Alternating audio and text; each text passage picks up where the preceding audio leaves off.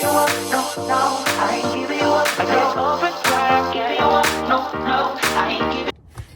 Hey, what's up, y'all? So I am filming today a mini vlog, taking you through my day. I am in Southern California in South Central as a clinical psychologist today, and I am going out to a nonprofit to host a workshop. And so I want to take you behind the scenes of a full day in which I am currently at Starbucks. I'm going to grab me some breakfast. I just dropped off my son at school at 7:30, and then I'm going to head over. I have a Zoom meeting. I have to host a workshop, and then I'm going to head back home, do a little bit of work, and then of course be in mom mode because it's Friday. So let me take you along.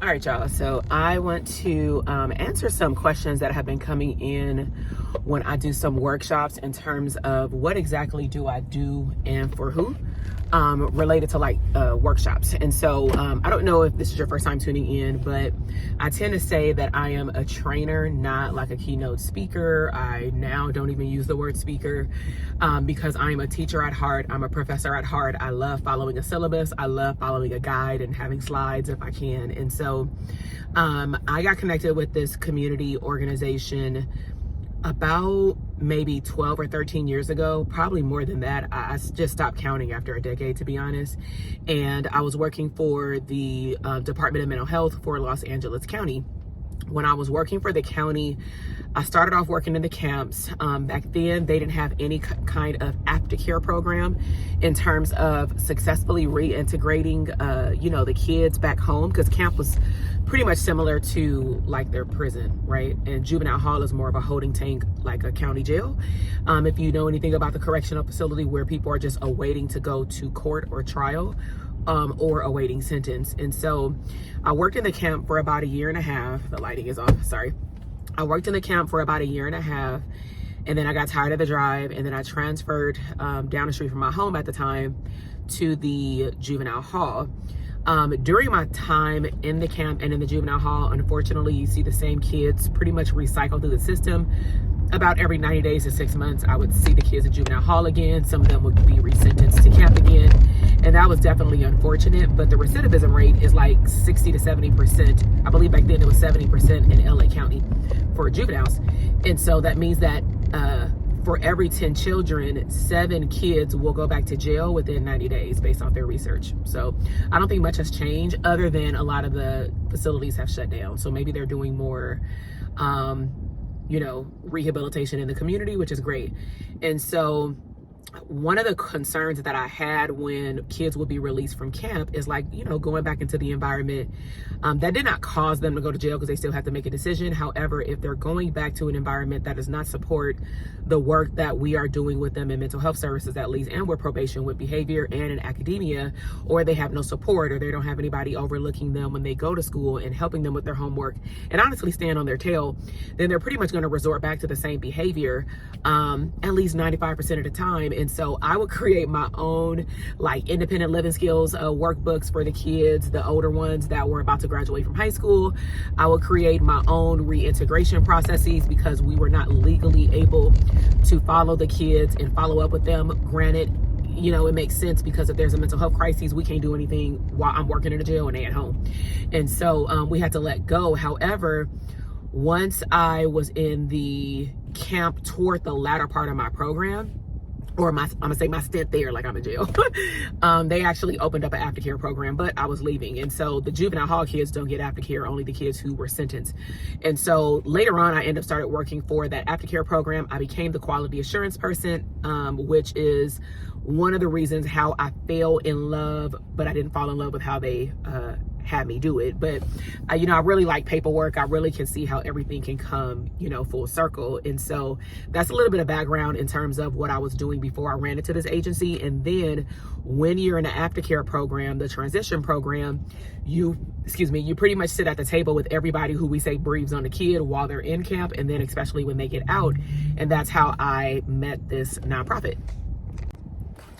All right, so with that said, and the history of being able to sit at the table and meet these individuals, I believe that relationships are vitally important. And so what I did is I stayed in contact with the agency. A lot of times I would still have, kids in various programs like go through their program because they had like a summer program, this nonprofit agency that I'm referring to.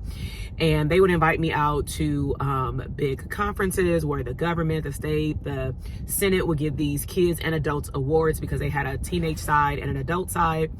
And they also at the time had a high school on their campus, like in the back of the building, for a continuation school. So it was like a one-stop shop and a summer school program, a summer work program for youth.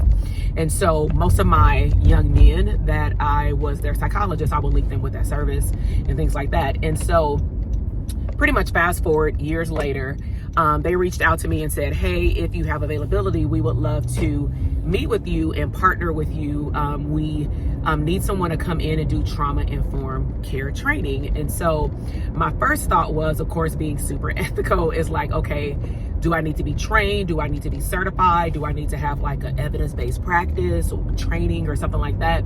And so they looked at the paperwork and then they said, you want to double check, and they sent it over to me. And it was grant funded, so it was no stipulation around me needing to be certified. But what I did like, which is how they pulled this information in from my resume, my CV, is they wanted to work with someone who they knew would be relatable to the clientele. Grew up in Compton, very relatable, looked like the population in terms of ethnicity, grew up similar to the population that I would be talking to. And they also knew my style with how I was working with, the other clientele. And so what we end up reviewing was, okay, what can I use from my teachings as a professor and the work that I've done in the community related to what trauma looks like with individuals, specifically adults at that time, who were being released from jail, mostly prison, and being on a parole or probation, because it was like one grant initially.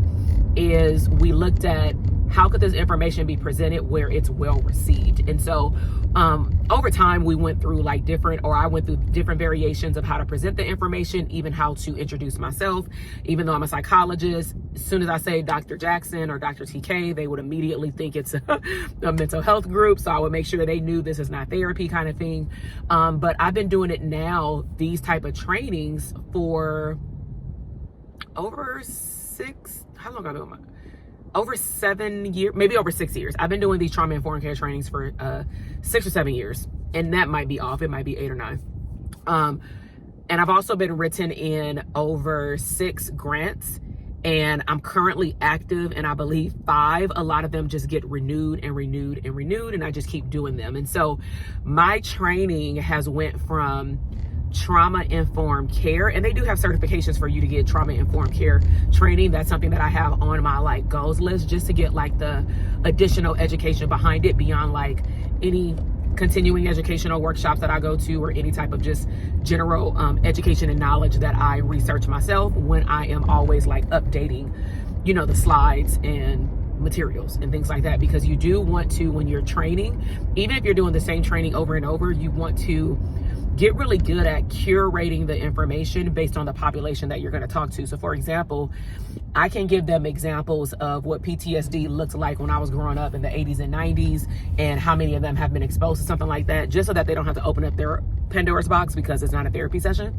However, I can't talk about those things, or I choose not to talk about those things when I'm working with minors, right? Like children. I did a group with 11 and 12-year-olds, right? So I'm not going to bring those topics up, because that would be very inappropriate to me. Excuse me. And so it's very important that you know who you're talking to when you do a training. Don't just get super excited oh my God, I'm getting paid, I'm just going to go talk to students. Clientele, even if it is students. Let's just say if you are going to like a college. Like you want to know, like when I used to go speak at colleges, I want to know what year in college are they, because a first year psychology student is very different than like a third year college student. And so pretty much I've been doing these trainings for a while.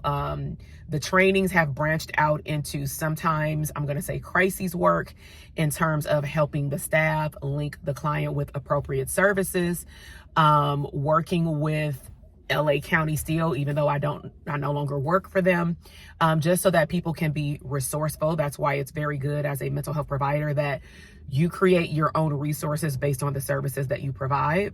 But we went from trauma-informed care training to anger management, healthy relationships, and just like, I think I got like a list of 15 trainings that I've done with the staff and with the clientele. And what I'm trying to get at is just take messy action and start. When they called me, I didn't say, oh, well, I really want to do all 6 of these trainings, or are y'all going to, sign me up for a recurring retainer? It was like a one-time thing, but they were in the process of writing the grant, but they just wanted to see how it went. And then they clearly fell in love with my services because, I left and came back because of, it was just a lot of changes, especially during the pandemic. But I'm still here. And so I really love the work so much that I moved out of LA County. I now live 40 miles away from, maybe 50, 45 to 50 miles away from like where I'm at right now. I'm in the parking lot. However, like I still love driving here. Like I told them, listen, if y'all need me to come down here once a week, I would prefer that because I really like consistency. I also like that the clientele can get to know me, meaning they can come to the intro training, which is trauma-informed care, but then based on what their needs are as a cohort. Maybe a lot of them are bringing up in other workshops that they have because they're in like work job programs. If they're bringing up more healthy relationship stuff, if the case managers are noticing a trend with information that's coming up on their intakes, let's just say for at least 50% of the audience, why don't you tell me to come talk about that topic? That can be a part 2. Or if we don't have any topics, then I can go to my default part 2, which is always what are coping strategies and how can they be implemented when you go to the workplace? Because you can't get angry. You can't go outside and smoke on the job, like you can't do certain things to keep your job, especially union jobs, right? So really excited. I'm gonna take you behind the scenes. I'm gonna see if I can get back here. I think the staff are gonna be here in a little bit. I'm gonna see if I can take y'all on a tour of their podcast set. It is fire, and they are doing such an awesome job. They actually interview a lot of the clientele that come through this program of like all different walks of life and showing how maybe being in the streets, doing certain things, growing up and in adulthood, maybe didn't make the best decisions, but making the best out of it, got connected with this program, getting help, receiving help, and turning their whole life around, and honestly, their whole community's life around as well. So let me connect with my team, and then, I'll get back to you. All right. Wave to the camera, Brian. This is Brian. Hey, what's up? I was so excited. All right, so we are entering into the lobby. We have I believe he was a founder of PV Jobs. I met him for years. We have the work area with computers. That's my bag over there. And then you have the job board. You have the room where all the workshops are. And then back here is where the team works. So these are like smaller offices right here. All the cubicles, conference room, staff offices, and a whole lot of space. And then we're gonna go back to the construction area. This actually used to be part of the school. Then we had workshops back here, and now it looks like we have a full-blown stage, which I'm really, really excited about. This space is like super big, and what's nice is when the participants, that's what they're called here, when the participants come and work, they actually put all this stuff together. So if you want to connect with them or maybe donate, hit up PV Jobs in Los Angeles. But now it's time for me to get to work.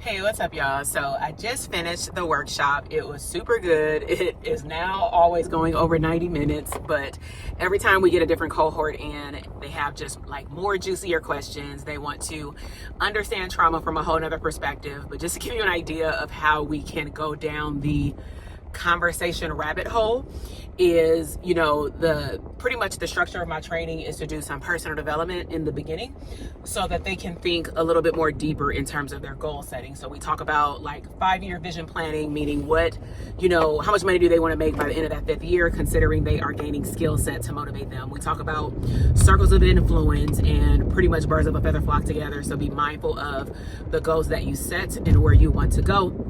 And we do that for about 30 to 45 minutes. But of course, in this day and age, what we're also covering is how inflation is impacting, I'm going to say, their whole goal setting perspective in life, especially in LA County. And then the second half is we go into PTSD in the hood. And so it was just a really good discussion. I had asked them what were their takeaways at the end. And, we always get, somebody to say, oh man, I'm messed up, but, I always get somebody or a few people coming up to me after. Some people are more interested in how did I become a psychologist. Some people are interested in my history and working in correctional facilities. Some of them have been in correctional facilities. And so they always ask me like, were you in this unit or this unit, kind of thing. And I have ran into, as adults, some of the kids that I used to serve. Then some of them actually ask for, or they don't ask, well, some of them outright ask, but then some of them just say like, I want to find a therapist now, because the whole purpose of me doing, I'm going to say a PTSD assessment, of course, no diagnoses or anything like that, is to just make them aware of how much they're holding on to and how that can impact other parts of their life, including but not limited to relationships, parenting, and just pretty much the whole gamut in the life wheel. And so I did not get a chance to do a tour today of the podcast studio, only because they started an interview when I started the workshop, and then they were busy getting prep for the workshop before the podcast. However, all right, so we are officially on the playground and drove home after an hour and a half, but Avery wants to show you his journey. So we'll go look at his new car, his birthday gift he got at Disney. Let's see.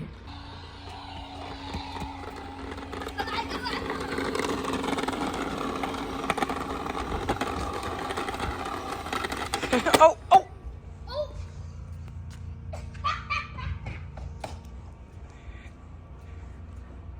Hey. Say hi. Hi. You having fun? Yeah, well, we're driving my McLean truck because it's the best in the whole world because we're Roblox on it. All right, so we are back in the house. It started to sprinkle, but we are doing some homework from a kindergarten book. So he's actually on a track schedule, which means that he's out of school for including spring break for 5 weeks. But because he's in kindergarten and they're on a track schedule, he goes to school from like 7:55 to 11:30. So as you can imagine, my day pretty much wraps up at 12, and then I take a break, and then I get back to work if I need to, like in that evening. But right now I bought like these kindergarten books a long time ago, so a lot of snacks from earlier. But we have a snowman right here. What you doing? I'm coloring the snowman. So basic follow instructions. That's one thing that the teacher just re-emphasized to work on with the kids. So we do need to start working with him on tying his shoe. We work with him on following simple instructions. And then of course, if you could see behind me, he definitely is getting a lot better at letter recognition sounds, sounding out the words. For his sight words, we're currently on list 60. So he's more than likely going to be tested on 3 lists when he gets back. That's our goal. So that by the time he gets back in April, because he goes back to school April 2nd, by the time... Anyways, when he goes back to school, our goal is that he will only have 3 more sight words lists, which are a list of 10. And then he will successfully complete all 100 sight words. All right.